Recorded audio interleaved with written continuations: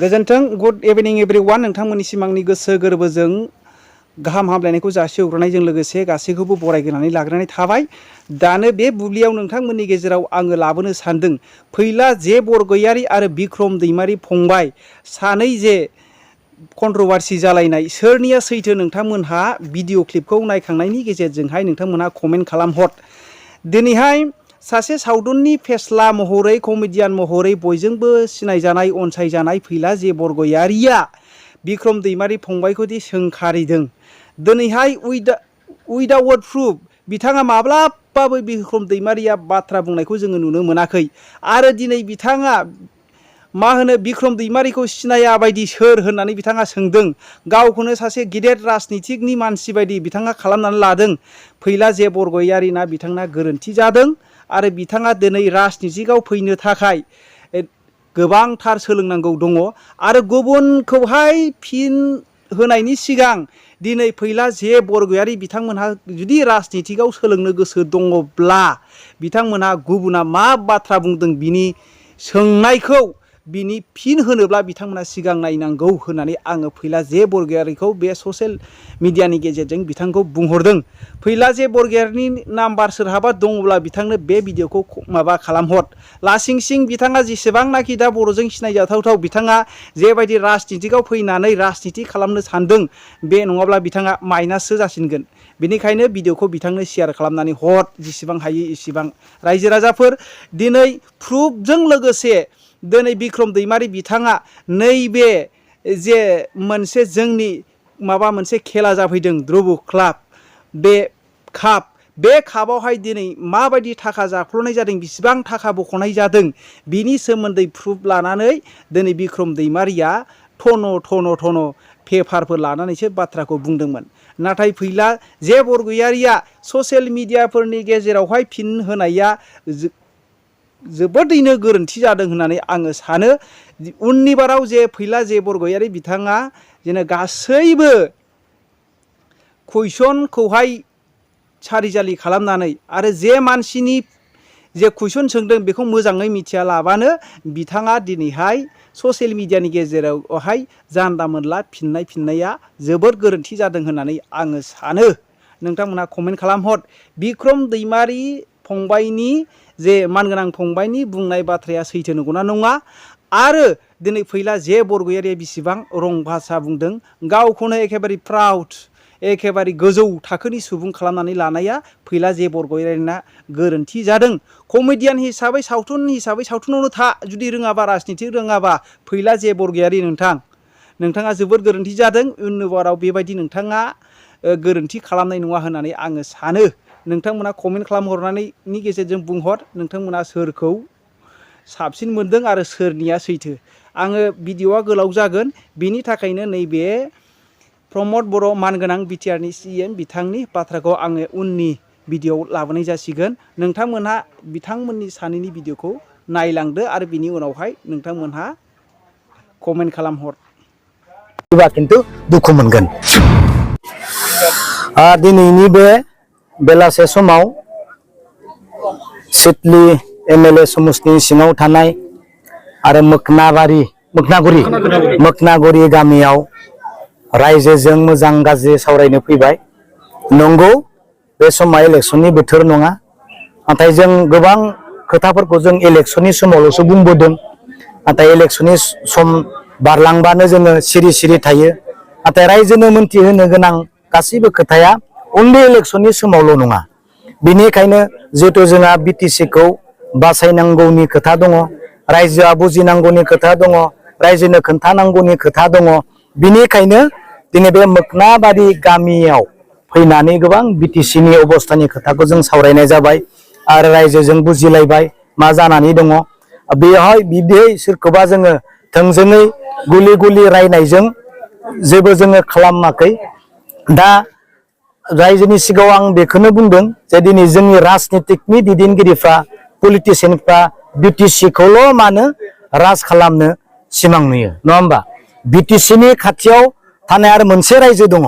जाय रायजोखौ जोङो राज खालामनो थाखाय गोजौ फारसे आवगायलांनांगौ बिथांमोना जोंनियाव बिटिसिआव फैनानै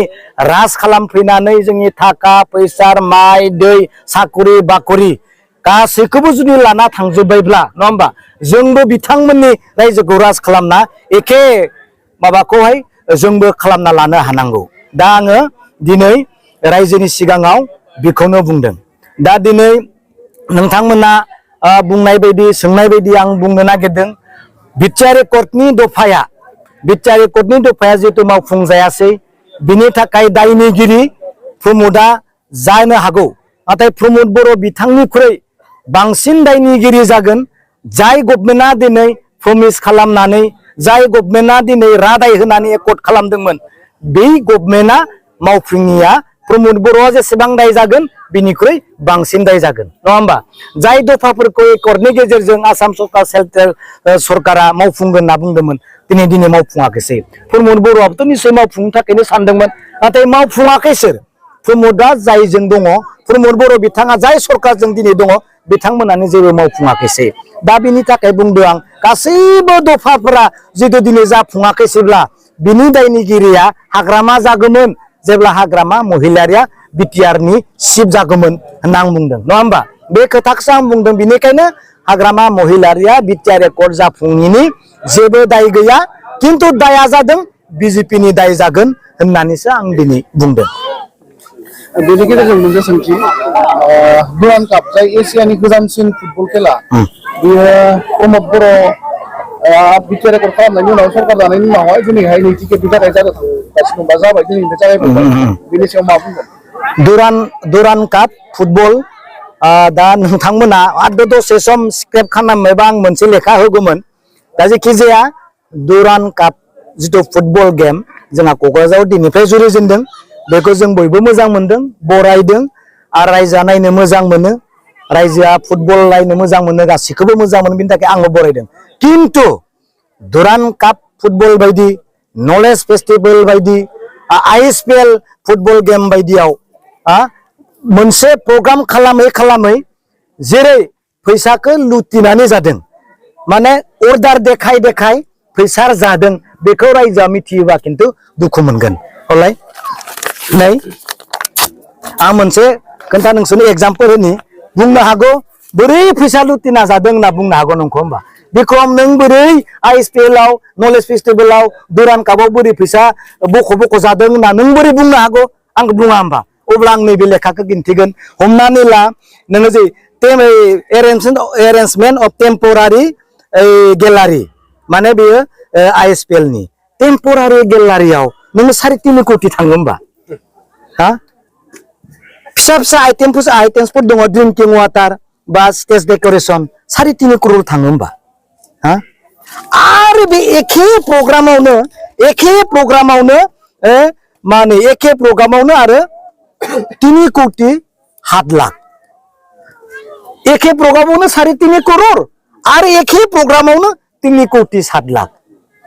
बे मा सोर मोनजाखो दा 3 करोड़ 7 लाखासो मोनजाखो ना 3.5 करोड़ासो मोनजाखो आरो एखे प्रग्रामावनो नों नायलायदो नै आरो 2 कोटि 49 लाख माबा मिनारेल ड्रिंकिं वाटार ओंखाम जानाय VIP डिनार बेयावबो मा 2 कोटि 49 लाख नङा होमबा आं बेखौ बुंनो बे लुटिनानै जानाय सोर जादों बेखौ बेथ' बाहेरनि गोजासो आरो एखे प्रग्रामावनो नों नायदो ISPL आव 5 कोटि 1 लाख लेखानि नाय 5 कोटि लाख बेयाव मा जादों बेबो नै माबा इलेक्ट्रिसिटिनि माबा रिसेपसन माबा बानायनाय जिखि जाया मोनसे अर्डार देखाय मोनसे खामानियावनो मोनसे दुरान्ड कापआवनो नों जुदि 5 कोटि 50 लाख जुदि आरो बेयावनो 2 कोटि 3 कोटि 3.5 कोटि जुदि मोनसे खामानियावनो जुदि बहननानै जुदि जाबाय थायोबा बे 6टा अर्डाराव बेलेग फाइलाव बिसोर बहनदों आं बुंदों बेबायदि बहन फैसा जानायखौ जुदि रायजोआ मिथियोब्ला दा आंनि आखायावसो लेखा दङ सोंदों अफिसाव नंगौना नङा बेफोरनि डकुमेन्टसखौ नायदो नाथाय आं मानो इनकुइरि खालामनो होआखै नङा होमबा जोंनिनो मानसि दङ सानैसो जाथों कोटि मालाया दिनै जाना गालांबाय गारना थांदों कोटि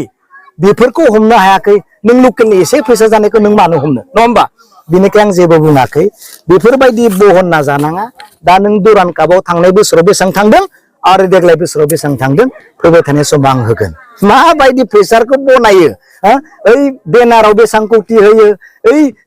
टेम्परारि पेन्डेलाव बेसेबां क्रर होयो बेफोरनिखौथ' आं बुंबायानो बेबायदि दा बिनिखायनो बुंदों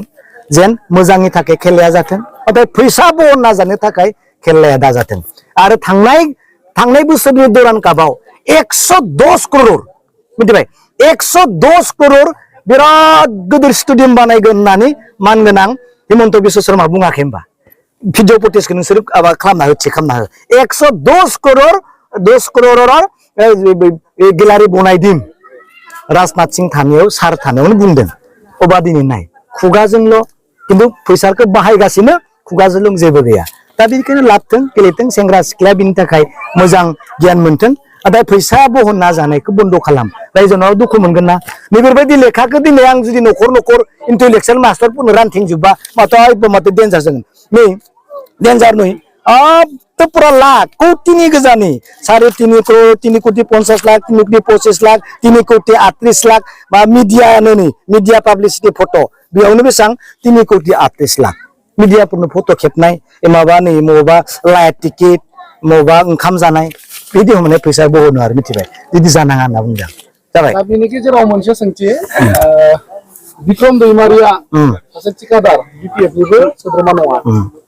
नाथाय बिपिएफनि जानानै गोबां समाव बिसायख'थिनि जानानै केम्पेइन खालामबोदों दा बेबायदिनो फिन आरोबाव नैबे सिडली बियाबनि बाय इलेक्सन जानो थांगासिनो दङ बेहाय इलेक्सन खाथि फैनायखाय नैबे गामि ओनसोलाव हाबफैनानै केम्पेइन खालामनायखौ जागायदों नामा मा बुंनो सानगोन बेनो दाथ' नटिफिकेसनबो होआखै इलेक्सन बोथोरबो नङा ओइ इलेक्सन खाथियाव फैबा आंखौ इलेक्सन फैनायखाय टेप्राया फैलायबायगोन दङ बुंग्रा मिथिबाय टेप्रा होनना बुङोलै खिन्थु इलेक्सन गैयाबाबो आं मानो फैदों आं दा आयं मोनायावल' फैया पुरा कन्टेक्ट खालामनानै जोबदों सोरनिबा न'खराव थांगोन सोरनिबा रायजोआ मिटिं लिङोबा रायजोआव थांगोन आरो सोरनिबा मन्दिराव थांबा मन्दिरावबो बुंहैगोन सोरनिबा चार्चफोराव जोबखांनानै मिटिं लिङोबा बेयावबो थांगोन खारन बिटिसिखौ बासायनायनि खोथा दङ नङा होमबा दिनै बिटिसिखौ बासायनो थाखायसो खोथाग्राया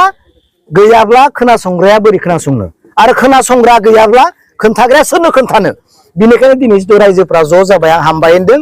बेनो स्टार्टिं इलेक्सन देरहानायजोंसो जोङो बिटिसिखौ बासायनो हागोन नालाय नङाबा जानला मानला ज्राव बिजेपि इउपिपिनो होनानै बिटिसिया थैनो नङा होमबा बेनिखायनो बेखौ दा होथों जोंनि बिटिसिखौ बासायफिननांगौ होननानै दिनै केम्पिं बायदियानो जों खालामबाय दिनैनिफ्राय आरो मिथिबाय बेनो जाबाय थेंक इउ आरो बर' सावथुन महरगिरि आफाद बेबो मोनसे बर'फोरनि माहारियारि आफाद ससियेल अर्गानाइजेसन जाबोबाय मानोना दुलाराय बर' हारिमु आफादा जोनोम जानायनिफ्रायनो हारिखौ गोजौआव लांनांगौनि थाखाय हारिमुनि बिथिङाव गोबां खामानि मावबोबाय थादों बेबायदिनो जोंनि बड' सिने आर्टिस्ट एस'सियेसनाबो एबा बर' सावथुन महरगिरि आफादाबो जोंनि हारिमुखौ फोसावनांगौनि थाखाय फोजौनांगौनि थाखाय जोनोमनिफ्रायनो गोबां खामानि मावबोबाय थादों दा जोंनि हारिमुखौ जोङो गुबुन गुबुन सुबुंफोरजों एबा गुबुन गुबुन जायगायाव गुवारै फोसावनो गोनांब्ला थारैनो जोङो जोंनि हारिमुखौ गोजौ फारसे लांनांगोन आरो गोजौ फारसे लांनो गोनांबा सिनेमायाबो दिनैनि दिनाव मोनसे गोनांथार मोनसे बिजों मानोना जेब्ला जोंनि सावथुनखौ बर'फोरनि सावथुनखौ जेब्ला भारताव थानाय गुबुन गुबुन रायजोनि मानसिफोराबो नायगोन बा गाबोन जों जेरै थाइलेण्डनि सिनेमाखौ जेरै जों नायो बेबायदिनो गाबोन जोंनि बर'फोरनि सावथुनखौ थाइलेण्डनि मानसिया नायोब्ला म्यानमारनि मानसिया नायोब्ला बांलादेशनि मानसिया नायोब्लासो जोंनि बर'फोरनि जि हारिमु बियो फोसावजागोन आरो जोंनि बर'फोरनि सिनायथिखौ जों होनो हागोन दा ओंखायनो जोङो गुबुन गुबुनफोरजोंबो अनसायजानो गोनांब्ला जोंनि सावथुननि जिथु मानदान्दा बे मानदान्दाखौ जों गोजौ फारसे लांनांगोन बा जोङो हाइ क्वालिटिनि माखासे सावथुनफोरखौ जोङो दिहुननो हानांगोन आरो बेबायदि जानांगौब्लाथाय जोंनो सिनेमा हलनि गोनांथि बे गोनांथिखौ मोनदांनानै बड' सिने आर्टिस्ट एस'सियेसना दिनैनिफ्राय 12-15 बोसोर सिगांनिफ्रायनो जोंनि बिटिसि बिटिआर सरकारजों गले गले रायलायबोबाय थानाय जादों दा जोंनि रायलायबोबाय थानाय आरो जितु मेम'रेन्डाम होनाय बायदियैनो 2022 इं मायथाइयाव दानि बिटिआरनि CM मानगोनां बिथां प्रमद बर' सारा जोंनो खोथा होदों जों बुंनाय बायदि जे जोंनि बर' सावथुन मुलुगखौ बा बर' सावथुनखौ जोङो गोजौ थाखोसिम लांनो गोनांबा जोंनो सिनेमा हलनि गोनांथि दङ आरो जोंनि सावथुनफोरखौ गुबुनाबो जुदि गनायनो गोनांब्ला जोङो माखासे डिसिप्लिन मेनटेन खालामनो गोनां दं हाई क्वालिटिनि सावथुन खालामनो गोनां दं आरो बेफोरखौ जोङो सुफुंनो गोनांबा जोंनो सिनेमा हलनि गोनांथि दङ बे खोथाखौ बुंनाय लेखायै बिथाङा जोंनो खोथा होदों दा गिबि खेबनि थाखाय मोनद' जायगायाव जोंनो सिनेमा हलखौ बानायनानै होगोन होननानै रादाय होनाय बायदि आथिखालाव रौता बागानपारा सिमला रुनिकाटा सेरफांगुरि गसाइगाव बे सिनेमा हल लुफुंनाय खामानिखौ दायो लाहार फाहार खालामबाय बेबायदिनो दाखालि जितु गसाइगावआव साननैसो उनावहाय लुफुंनांगौनि जि अन्थाइ खाम्फा बे अन्थाइ खाम्फाखौ गायसननांगौनि थाखाय अन्थाइ खाम्फाखौ दाखालि लुफुंनानै दोन्दोंमोन होननानै आं मिथिदों नाथाय लुनायनि मोनायावनो सोरबा दुथाङा बे अन्थाइ खाम्फाखौ बुख्रुबनानै गालांदों होननानै मिथिदों बे जोंनि थाखाय दुखुनांथाव आरो लाजिनांथाव बिथांमोना जाहैबाय जोंनि समाजनि आरो जाथिनि साफा साफा सुथुर बे मोनसे एन्टि ससियेल साफा साफा बिथांमोना एन्टि ससियेल ना बिथांमोना ना जातिजों खोथा दं ना समाजजों खोथा दं ना बबेबा मोनसे पार्टिजों खोथा दं बिथांमोना जाबाय मोनसे थाखोनि एन्टि ससियेल समाज बेरेखा दा बेखायनो बिथांमोनखौ जोङो सोंखारिगोन आरो दायनिगिरिखौ थाबैनो हमनो हागोन होननानै आं आसा खालामदों जों नुबाय ससियेल मिडियायाव दायो बिक्रम दैमारि मुंनि सासे सुबुङा बिटिआर सरकार जिहेतु नलेज फेस्टिभेल खुंबाय आइसफेल खुंबाय दुरान काप खुंबाय बेजों जेबो मुलाम्फा जायाखै फैसाल'सो माने खरसा खालामदों होननानै सोर बिक्रम दैमारि थियाटारफोरनि लिडार दुरान काप ISPL literature festival knowledge festival खुंनानै मा लाब जादों मा लाब जायाखै बिनि सोंथिखौ सोंनायनि सिगां बिथाङा सोंथिखौ सोंग्रोथों आरो मोनसेबाव मोनसे समावहाय